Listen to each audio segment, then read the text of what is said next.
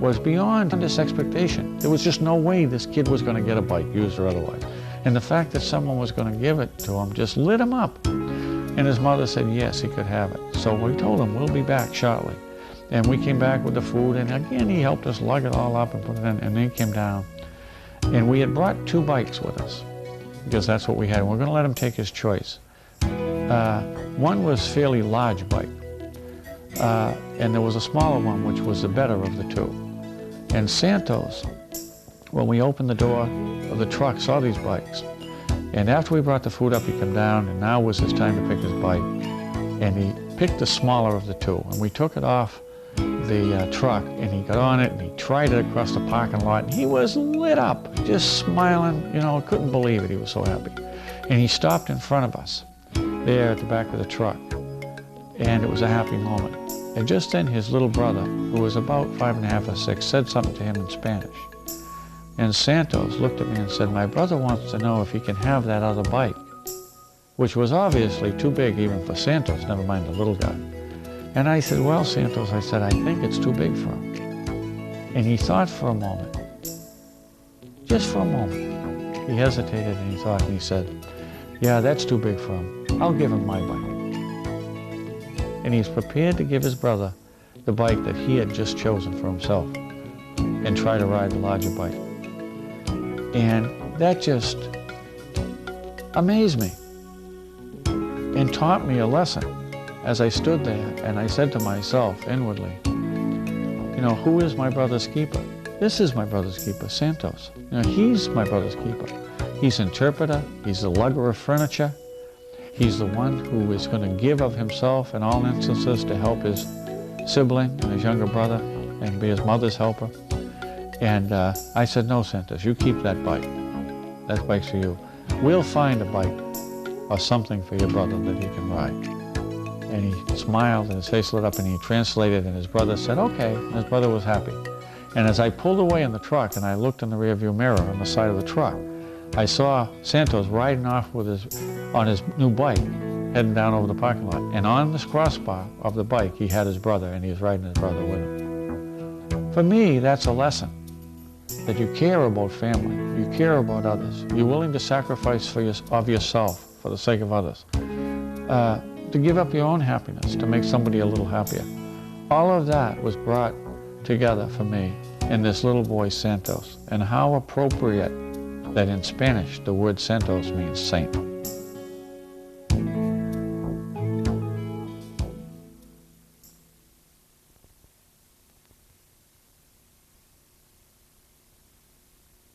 And I think, again, the beginning of My Brother's Keeper was really and truly in the matter of faith. We were sitting home one night and a movie came on, a 9 o'clock movie, and we sat down to watch it, and it was called God Bless the Child. And it was a fact-based movie of a woman and her child who, through no fault of their own rather, had become homeless. And we were just very dramatically affected by that movie. And I can remember Terry afterwards standing looking in the doorway and tears were running down her face, and she said that's all they needed, some place to stay and somebody who cared, and they wouldn't have had to be separated. And we decided that night, after talking into the wee hours, very deliberately, that we had to do something to get involved in terms of helping people in the name of God, to help to bring God's love and God's hope into people's lives. Not knowing what else to do, the next day we made up some hand-drawn flyers on 8.5 by 11 paper and put them up in neighborhoods and supermarkets, at work, and different places, simply saying we collect clothes for people in need. And we started out by collecting clothes, and we were doing that probably for 2 to 3 weeks, with mountains of clothes coming in that we were sorting and washing and folding and putting in different sizes and styles and piles. And it's kind of funny when you look back in retrospect, because at that time it never even occurred to us. We didn't even know anybody in need. What can we do to help other people? And that's got them into decided to help people with food, and then as they took food, they saw that people had no furniture, and they got into the furniture business and of begging for furniture and tying it on their old car. Again, you have the story otherwise, and so then it developed into to what is now the warehouse. I would reach in and take a prayer card and hand it to them with a picture of Jesus facing them, and I'd say, hey, we're just a delivery people. The furniture's not from us. This is the person that sent you the furniture. And we started seeing very profound things happen very quickly. Whereas before, people were very, very delighted to get the furniture and truly grateful. They still were delighted and grateful, but now they would break down crying at the sight of Jesus Christ, and with that message that this is the person who sent you the furniture, they would break right down crying. And they would start telling me all types of things. Oh, I never would have made it this far without his help, and he's the only one that I knew I could depend on, and he's always been there for me. And truly, the ministry aspect of My Brother's Keeper was born from that simple action.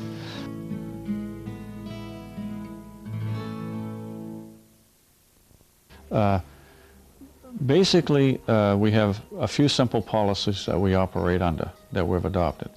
The first one is that we have no prerequisites for service. People reaching out to us for help don't have to justify their need in any way.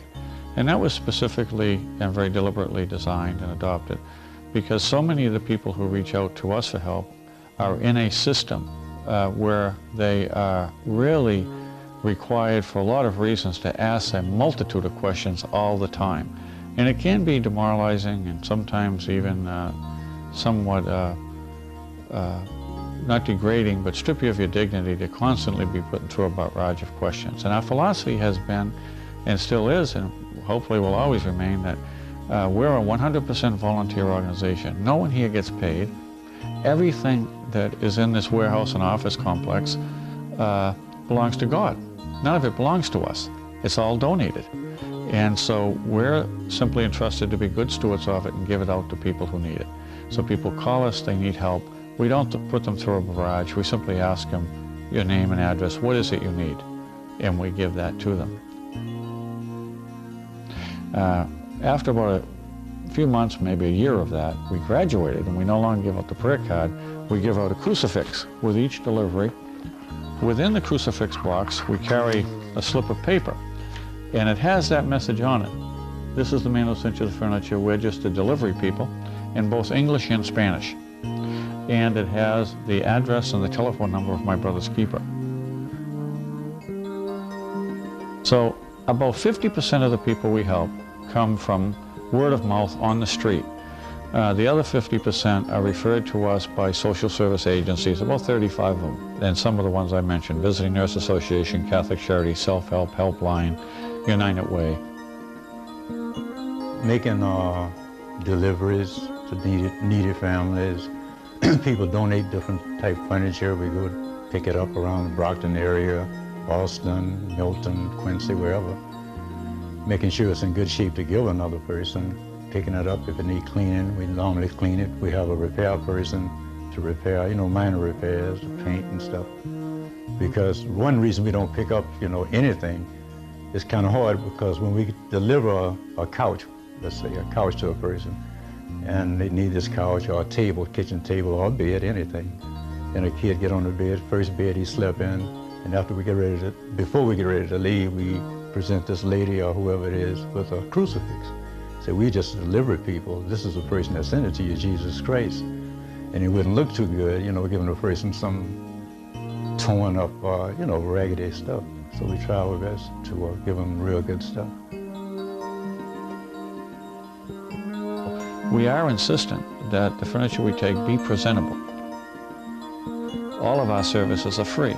We give the furniture away free of charge, and we deliver it free of charge, so there's no cost.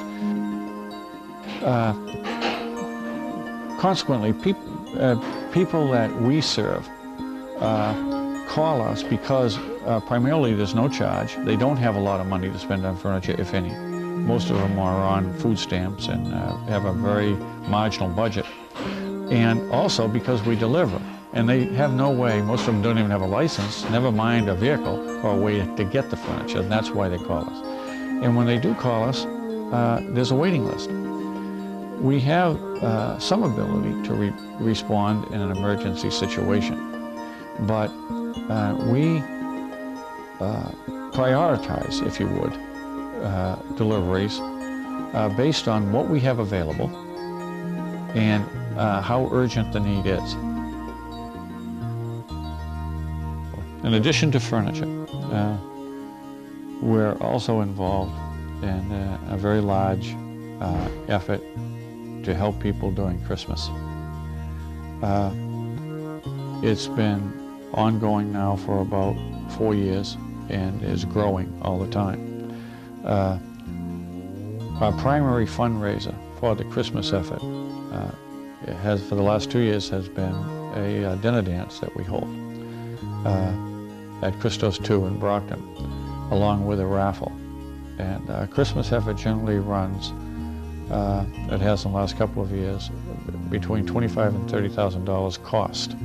And we can raise half of that, just about half of it, through the dinner dance and the raffle.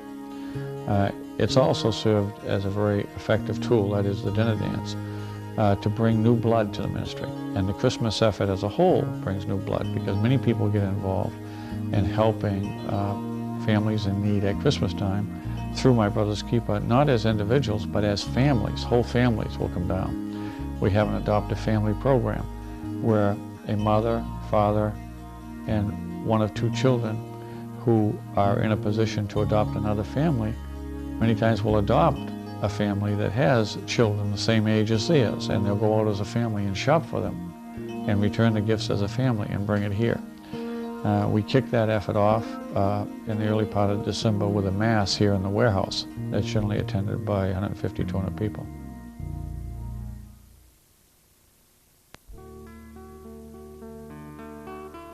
The thing, a tearjerker for me is taking a bed, beds to children, and the house is absolutely empty. And to see them jump, after we set the bed up and everything, to see them jump on it, their first bed. I'm talking 4- and 5-year-old kids jumping up on the bed. This is mine, I'm gonna sleep on the bed tonight, not on the floor. I had no idea there were so many people out here that's really hurting. In the country, rich country, you think everybody have a bed to sleep in, everybody have food, a kid got warm clothing. It's not true. Anybody out there got any time to just to give an hour a day, an hour a week, whatever, to come down and just help wipe off, dust off a piece of furniture to be delivered. Get on the truck, go out for a delivery. Anything, it's worth it. Because there's some people out there that's waiting, and who knows, you could be up today. Tonight I have a wonderful bed to sleep in, I could eat. Tomorrow, who knows? I may be asking Jim to sleep back here, Or some of those same people that we have helped may be helping me. You know, what goes around comes around.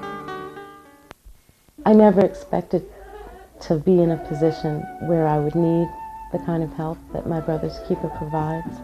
I had always lived a very comfortable middle-class life, and I never foresaw losing everything I owned and living in a city where I literally did not know a soul. We were in a battered women's shelter, and we were moving into this apartment. And we had no belongings because when I left the relationship that I had been in, we left everything. Emily's piano, everything we owned. We left with just the clothes on our backs.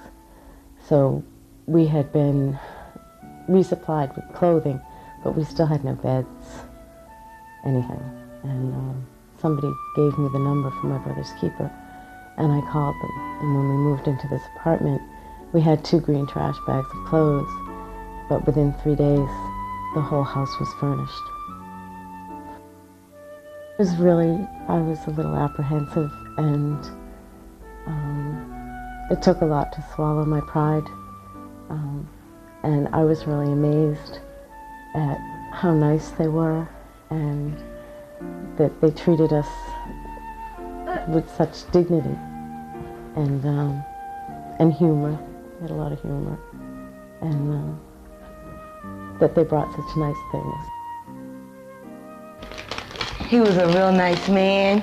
He told me that when I moved to call him, and he would help me. I called him when I moved, and he helped me. Let me tell you what really happened with me. He helped me to get some furniture and stuff, right? My kids was with DSS. I needed a baby crib, and I didn't know where to get one from.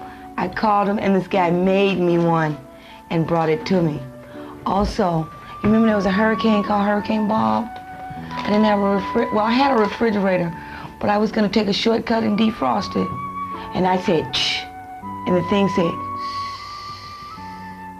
and I had 3 small kids. I didn't have a refrigerator. The next day, I called them. The next day, they bought me a refrigerator.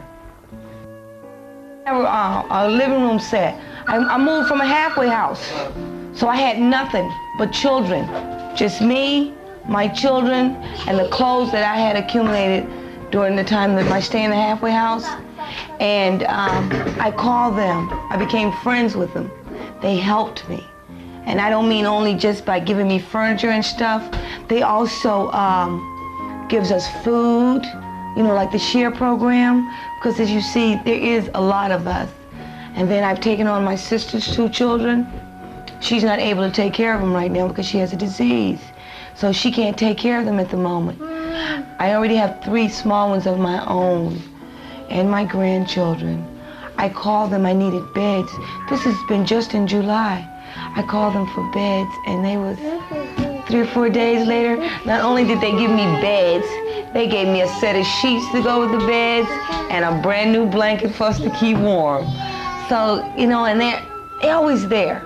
Once I missed the SHARE program, you know, if you stay clean long enough, life gets better. But at the beginning, when you first get clean, it's very hard, and people look down on you. But not Terry and Jim. They call me, you know, they say some of the sweetest things to me, you know. Christmas time, Thanksgiving, they never forget, never.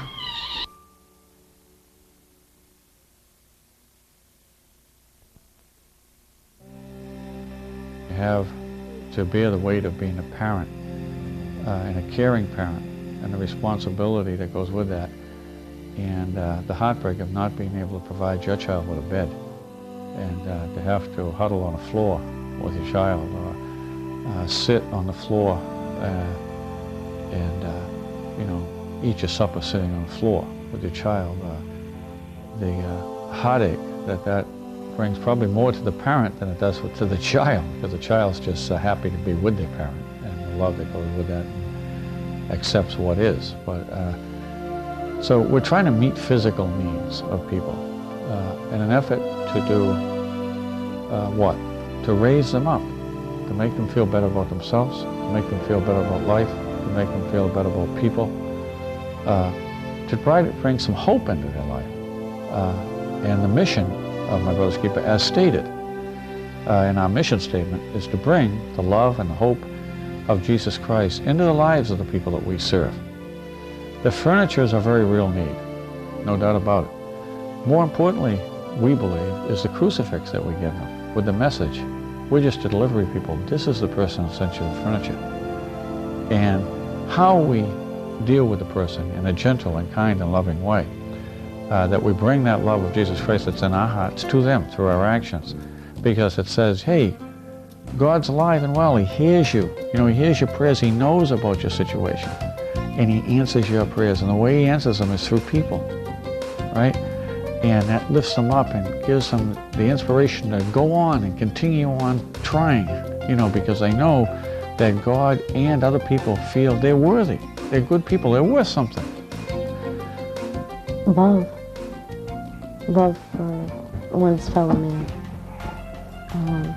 And not just talking about love, which sounds eloquent and nice, but really taking action on it. And the fact that they're not judgmental, that there's no prerequisite, that if the need is there, it's filled.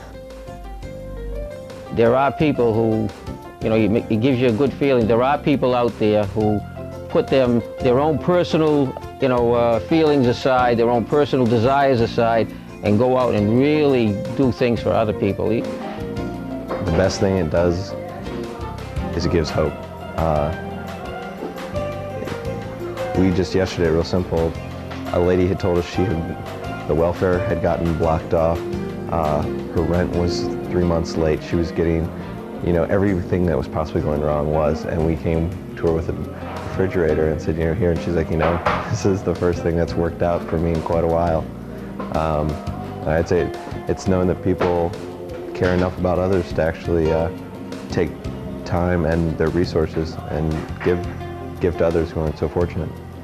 I mean, that this is an art of the people might believe in our Lord, a little bit more, and God and His charity, and the fact that God is interested in people, that He doesn't forget them, that He does help them, that the motivation is to help people, yes, but why? In order that they may have faith and hope in God. The main thing my brothers keep to me, I'm pretty sure Jim will agree with me, is it gives people, not furniture, it gives people hope. You know, you could think the whole world is against you, and here comes a person, organization that say, whoa, you're not alone in this. I'm gonna help you. You're not gonna sleep on the floor. You're not gonna go hungry tonight. Your kid will go to school with a jacket on. That thing of hope where you're about to give up, oh, woe is me, I'm able to jump off a bridge. And you look around, think, oh, my brothers, somebody do care, you know. Trust in God, pray. That's what it's all about. That's what it's all about. You know, they are the most unselfish organization I've ever known. They don't discriminate color or race or anything. They just help people who need help. And I think that if people help people who need help, this would be a better place to live. They've made my life a better life, you know?